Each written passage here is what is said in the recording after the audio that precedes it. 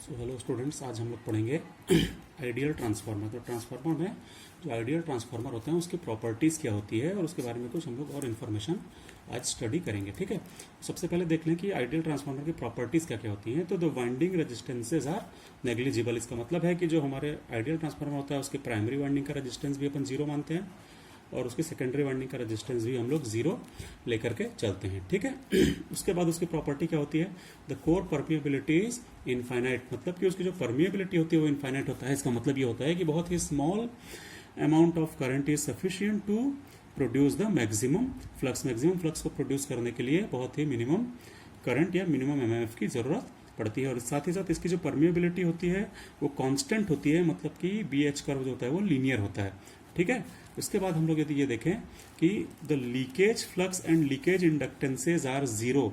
मतलब कि जो उसका लीकेज फ्लक्स होता है और जो लीकेज इंडक्टेंस होता है, लीकेज इंडक्टेंस मतलब एक्सएल, ये जीरो रहता है। इसका क्या मतलब होता है कि entire flux is confined to the core and links both the windings. मतलब कि यदि ये हमारा ट्रांसफार्मर है और ये उसकी दोनों वाइंडिंग है तो यहाँ से जो भी फ्लक्स निकलेगा वो पूरा फ्लक्स जो है वो सेकेंडरी में पहुंचेगा, पूरा फ्लक्स प्राइमरी से लिंक करेगा। कोई भी फ्लक्स ऐसे अनडिजायर्ड पाथ में या यहाँ से होकर के एयर में नहीं जाएगा। सारा का सारा फ्लक्स जो भी प्राइमरी से क्रिएट होगा या जो भी फ्लक्स सेकेंडरी से क्रिएट होगा वो सारा का सारा फ्लक्स पूरे कोर में ही रहेगा, कोर से बाहर नहीं जाएगा और दोनों वाइंडिंग से पूरा फ्लक्स लिंक करेगा। इसका मतलब है लीकेज फ्लक्स और लीकेज इंडक्टेंस जीरो रहेगा। That means XL is equal to zero. ठीक है, उसके बाद जो होता है एक और इम्पॉर्टेंट जो पॉइंट है उसका वो ये है कि there is no losses. Transformer के जो टोटल लॉसेस होते हैं वो जीरो रहते हैं। कौन कौन से? ड्यू टू वाइंडिंग रेजिस्टेंस, मतलब रेजिस्टेंस के कारण जो लॉस होता है आई स्क्वायर आर लॉस, जिसको अपन कॉपर लॉस भी बोलते थे, वो जीरो रहता है। इसके अलावा जो कोर लॉसेज होते हैं मतलब हिस्टेरेसिस लॉस और एडी करंट लॉस जो कोर में होते हैं वो भी जीरो होते हैं। यदि लॉसेस पूरे जीरो होंगे तो इसका मतलब क्या होगा कि जो एफिशिएंसी होगी वो 100% होगी। सो ये जो है ये प्रॉपर्टीज हैं हमारे आइडियल ट्रांसफार्मर की। Resistance zero, permeability infinite, leakage impedance और लीकेज रिएक्टेंस जीरो होता है और साथ ही साथ जो लॉसेस होते हैं वो पूरी तरह से जीरो होते हैं। दैट मीन्स एफिशिएंसी जो 100% होती है। तो एक्चुअली में आइडियल ट्रांसफार्मर एक्चुअल में कुछ नहीं होता है, इसको अपन लोगों ने अभी तक अचीव नहीं किया है। हमारे पास जो भी ट्रांसफार्मर होते हैं वो they are very close to ideal but not exactly ideal. ठीक है, तो आइडियल ट्रांसफार्मर अभी तक रियलाइज नहीं किया जा सका है। ठीक है, अब यदि अपन आइडियल ट्रांसफार्मर को अपन डिफाइन करना चाहें, सिंपली यदि बोलना चाहें अपनी लैंग्वेज में, तो आइडियल ट्रांसफार्मर जो होता है ये कंसिस्ट होता है टू प्योरली इंडक्टिव कॉइल का, क्योंकि रेजिस्टेंस तो होता नहीं है। That means the coils are purely inductive, two coils primary और secondary, and that are wound on a loss free core. मतलब एक ऐसे कोर में वो रहती हैं जो कि लॉस फ्री होता है, इसमें कोई भी लॉस नहीं होता है, इसीलिए उसकी एफिशिएंसी जो होती है वो 100% होती है। तो ये हो गया हमारा आइडियल ट्रांसफार्मर की प्रॉपर्टीज। ठीक है, अब इसके बाद यदि अपन देखें तो आइडियल ट्रांसफार्मर के बारे में थोड़ा सा और यदि अपन स्टडी करना चाहें तो ये हमारा मान लो एक आइडियल ट्रांसफार्मर है। इसमें दो वाइंडिंग लगी हुई है, ये है प्राइमरी और ये है सेकेंडरी। ठीक है, तो दो वाइंडिंग्स है, प्राइमरी वाइंडिंग जिसमें ये सोर्स लगा हुआ होता है, हम सोर्स लगाते हैं, और दूसरी सेकेंडरी वाइंडिंग जिसमें अपन लोग लोड कनेक्ट करते हैं। ठीक है, तो primary winding, secondary winding, primary winding में टर्न्स N1 है, सेकेंडरी वाइंडिंग में टर्न्स N2 है। हम लोग क्या करते हैं कि यदि हम लोग प्राइमरी वाइंडिंग में एक V1 अल्टरनेटिंग वोल्टेज अप्लाई करते हैं तो यहां पर एक अल्टरनेटिंग करंट I1 फ्लो होता है। ठीक है, ये अल्टरनेटिंग करंट जब N1 टर्न से फ्लो होता है तो उसमें एक MMF क्रिएट करता है N1 I1। MMF क्या होता है? वो EMF के ही करस्पॉन्डिंग होता है। ये MMF जो होता है वो फ्लक्स क्रिएट करने का काम करता है। तो यहां से एक फ्लक्स क्रिएट होता है, कौन सा फ्लक्स? Alternating flux. ये फ्लक्स ऐसे कोर से होता हुआ, क्योंकि कोर जो है वो 100% एफिशिएंट है, तो पूरा का पूरा फ्लक्स जो है वो सेकेंडरी वाइंडिंग में जाता है और पूरा का पूरा फ्लक्स जो है वो प्राइमरी वाइंडिंग से भी लिंक करता है। इसको अपन बोलते हैं फ्लक्स, मैक्सिमम फ्लक्स। ठीक है, ये फ्लक्स जो है वो प्राइमरी और सेकेंडरी वाइंडिंग दोनों से लिंक करता है और Faraday's law of electromagnetic induction के कारण इस प्राइमरी वाइंडिंग में एक EMF E1 इंड्यूस करता है। कैसे करता है? फैराडेज लॉ ऑफ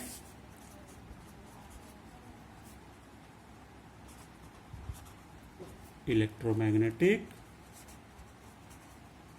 इंडक्शन के द्वारा एक ईएमएफ इंड्यूस करता है E1 और सेकेंडरी वाइंडिंग में ईएमएफ इंड्यूस करता है E2।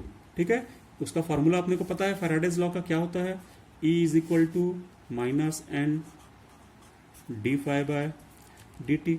ठीक है, अब फ्लक्स हमने कैसा माना है, फ्लक्स को भी हमने, क्योंकि ये करंट अल्टरनेटिंग था तो जो फ्लक्स बनेगा वो भी अल्टरनेटिंग रहेगा, तो फ्लक्स कैसा रहेगा, flux is equal to phi M sine omega T. ठीक है, अब आप इसी फॉर्मूले में जो अपना Faraday's law of electromagnetic induction है, इस फॉर्मूले में फाई की वैल्यू को रख के देखिए और ई निकालने की कोशिश कीजिए। तो जो ई की वैल्यू निकलेगी वो ई एम निकलेगा,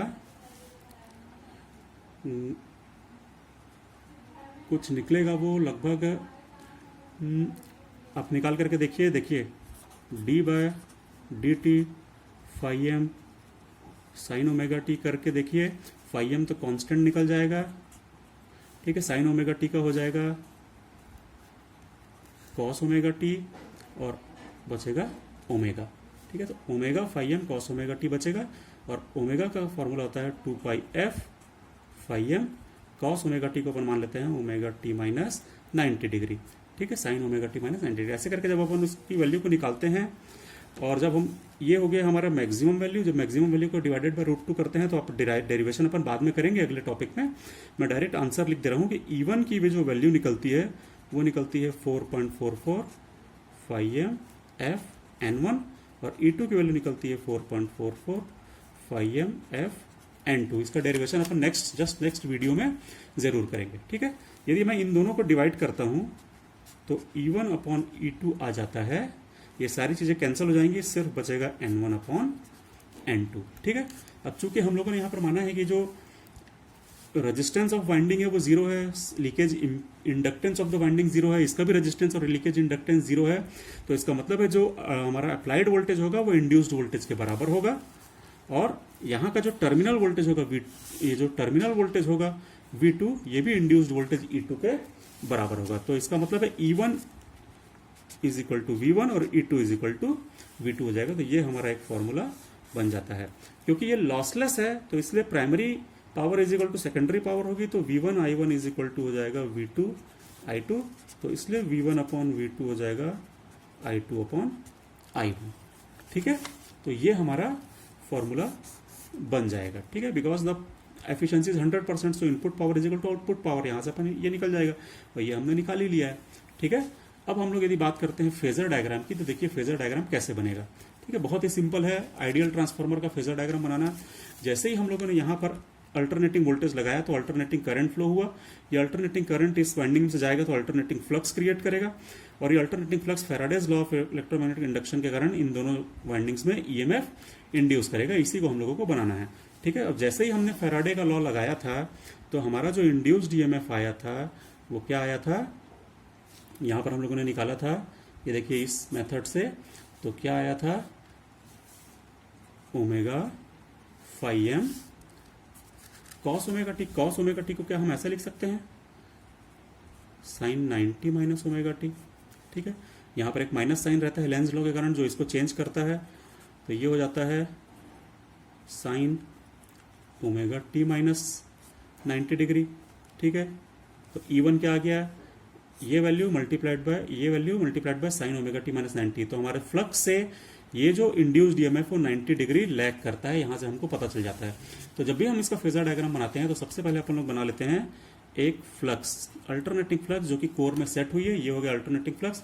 ये फ्लक्स किसके कारण सेट हुई है, तो ये फ्लक्स सेट हुई है इस करंट के कारण, तो हम लोग करंट को भी उसके फेज में ही ड्रॉ करते हैं। ठीक है, अब हम लोगों ने ड्रॉ कर लिया फ्लक्स और करंट। ठीक है, चूंकि हम लोगों ने अभी डिराइव किया Faraday's law of electromagnetic induction से कि जो ईएमएफ होता है वो फ्लक्स से 90 डिग्री लैग करता है, तो E2 भी उसी फ्लक्स से जनरेट हुआ है और E1 भी उसी फ्लक्स से जनरेट हुआ है, तो दोनों जो होंगे वो 90 डिग्री लैग करेंगे। ठीक है, तो इसलिए हम लोगों ने उससे 90 डिग्री लैगिंग में E1 और E2 ड्रॉ कर लिया है। अब चूंकि ये वाला जो ईएमएफ इंड्यूस्ड है E1 वो इस अप्लाइड वोल्टेज को जस्ट अपोज करता है, दोनों जस्ट एक दूसरे से अपोजिट पोलैरिटी में है, तो इसीलिए जब हम लोग यहाँ पर बनाते हैं तो फिर उसके जस्ट अपोजिट E1 के अपोजिट बनाते हैं यहाँ पर V1। तो ये हमारा हो जाता है आइडियल ट्रांसफार्मर का फेजर डायग्राम। ठीक है, तो यहाँ पर फेजर डायग्राम में क्या क्या है, ये है सबसे पहले फ्लक्स, और उससे 90 डिग्री में E2 और E1 है लैगिंग में। ये फ्लक्स बनती है क्योंकि प्राइमरी करंट के कारण, तो प्राइमरी करंट इसके साथ फेज में है, और चूंकि E1 E2 जो है वो जस्ट अपोज करते हैं V1 को, तो इसलिए यहां पर बन गया है हमारा V1। तो ये हो गया कंप्लीट फेजर डायग्राम। तो ये हो गया all about the ideal transformer. Ideal transformer को हमने शुरू कहां से किया था, उसकी प्रॉपर्टीज से शुरू किया था। तो आप लोगों ने ये प्रॉपर्टीज ध्यान में रखी होंगी, resistance zero, permeability infinite, losses zero, leakage flux zero, है ना। उसके बाद हम लोगों ने ये उसका एक सिंपल सा अपनी तरफ से एक स्टेटमेंट तैयार किया, ठीक है। और उसके बाद हम लोगों ने यहाँ से चालू किया कि ट्रांसफार्मर ये आइडियल ट्रांसफार्मर है तो किस प्रकार से उसमें ईएमएफ इंड्यूस होता है, किस प्रकार से ये वाले जो फॉर्मूले हैं ये डिराइव होते हैं, और लास्ट में उसका फेजर डायग्राम। तो आई होप आप लोगों को समझ में आया होगा और क्लियर होगा आइडियल ट्रांसफार्मर, ठीक है। Thank you.